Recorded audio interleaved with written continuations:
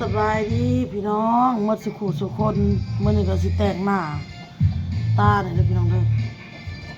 เฮ็ดมันยุ่งมันยากหลายมื้อเลยพี่น้องไปเวียกมาพี่น้องเอ้ยไปทำธุระมาจ้า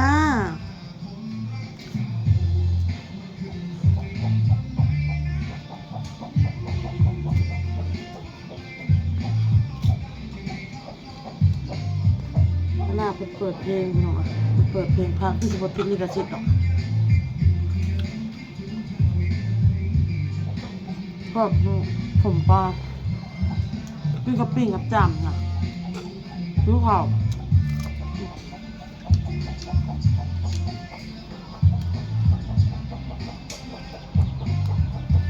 เถอะ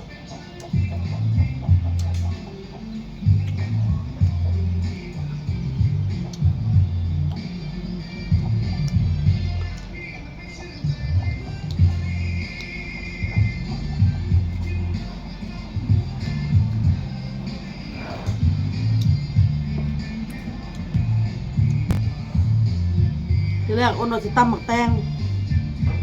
ทอดปลาแห้งเนาะพี่น้องไฟมันกระดับมันอ่ะตัวดังเลยดูข่าวแห้ง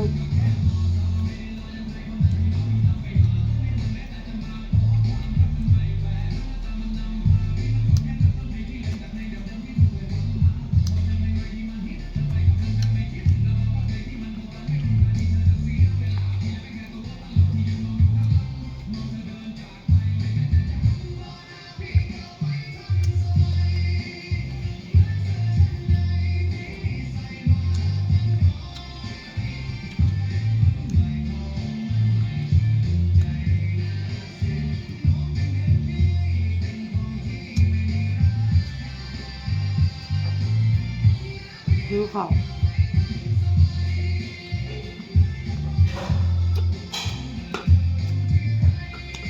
ปิ้งเล่นปิ้งคนตายสมปลาย่างเงิน9 ห่อพี่น้องเนี่ยพี่นะพี่เลี้ยงไปอุดหนุนมาคืน6 ห่อพอถามแบบไม่เท่าไรเนาะอ้นน่ะพอเห็น3 ห่อพี่น้องเห็นแต่6 ห่อยัง6 ห่อก็เลยเมาเลยคือจริงไงยังอยู่ยังอีก3 ห่อไป9 ห่อมากินพี่น้องเลยดูเขาไปเวียกมา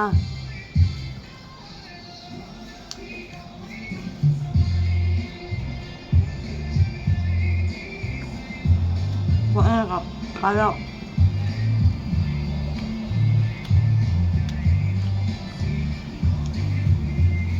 เข้าสวรรค์แล้วพอ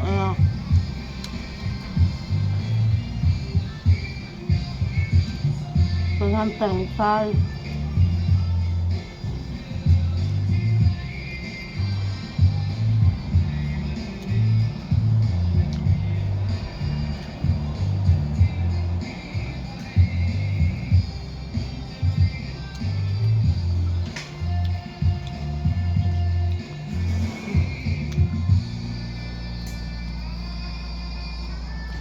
ก็สมปลา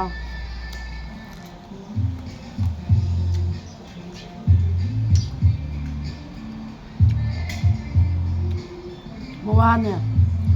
มีเอื้อยคนหนึ่งพี่น้องรู้จักกันสั่งสมปลา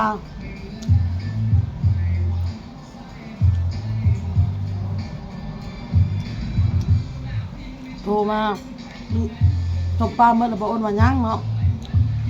แซ่บจะบอกว่าแซ่บเนาะใครกินใครก็ว่าแซ่บอ้นว่าน้องเขาก็เอาตามลูกค้าไปน้องลูกค้ากินลูกค้าก็ว่าแซ่บแล้ววันนี้ห่อใหญ่บ่เพิ่นถาม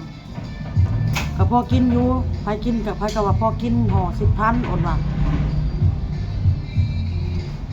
มึงเฮ็ดเองบ่เพิ่นถามบ่เอาหับมาอ้นว่าเนาะขอเบิ่งรูปผู้ที่มึงไปหับมาแน่เพิ่นว่าอ้นก็ให้เบิ่งโอเคเพิ่นว่าเพิ่นก็อุดหนุนอ้นเมื่อวานนี่ฮอทดอกน้ำแน่ขอบมุกขอบใจเพิ่นหลายๆนะพี่น้องคนอยู่เซโนนี่แหละพี่น้องคนรู้จักกัน แล้วก็ลูกชิ้นหาแม่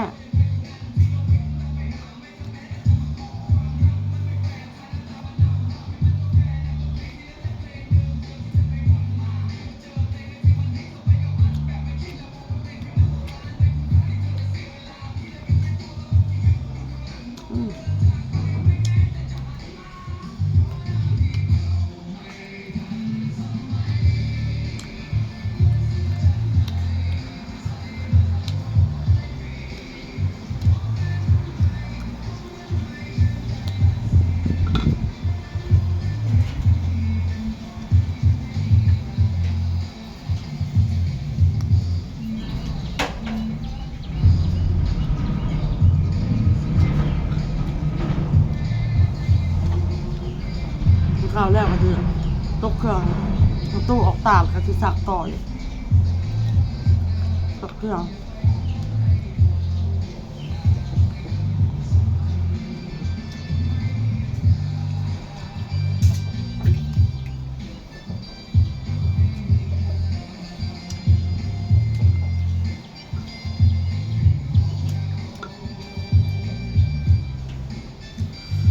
การของเพชรมัน2 หัวเพชร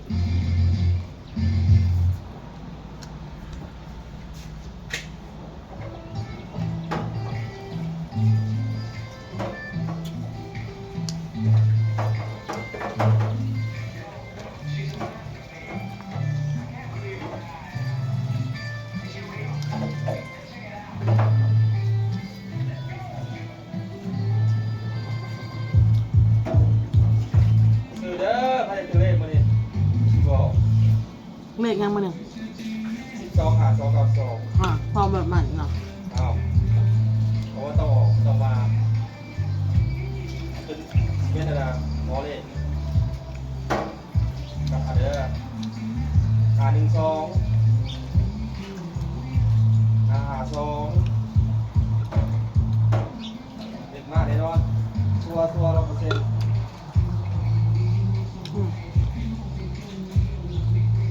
จะบอกไปเรียนเมื่อคืนนั่นแหละ ผมบอกได้หนึ่งแต่ว่าคอยพันก็คือได้หนึ่งคอยพันก็คอยแล่นเนี่ยแล่นว่าแล่นกับพี่เจบ้าแล้วแล่นแข่งกัน บอเต้บอกหัวใจพี่น้อง 125292แล้วบอก512552และ592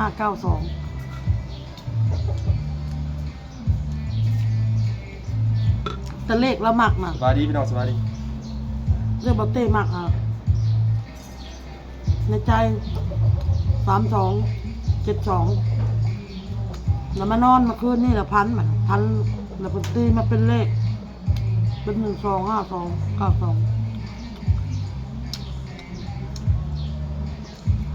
เนี่ยเบียด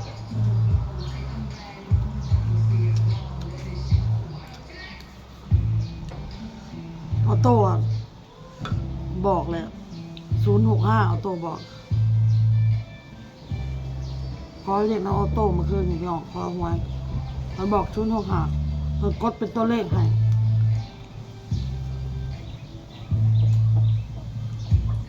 คอยหมักเลขพาพี่น้องจะอ้วนเล่าให้ฟังหนึ่งพี่น้อง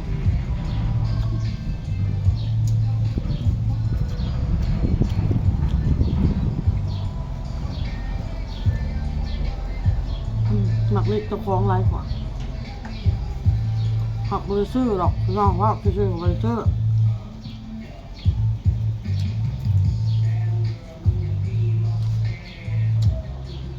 เอากับบริซื้อตัวเงินน่ะ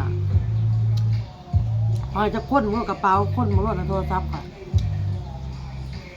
ก็ไปซื้อ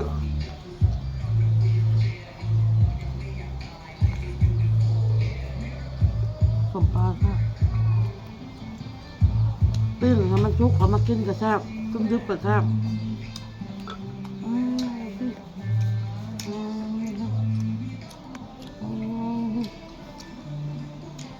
อ้าวมันรียังอ้าวกินนมมาเกิดเป็นทรงหมังนั่นหิวข่าวแห้งจนสัตว์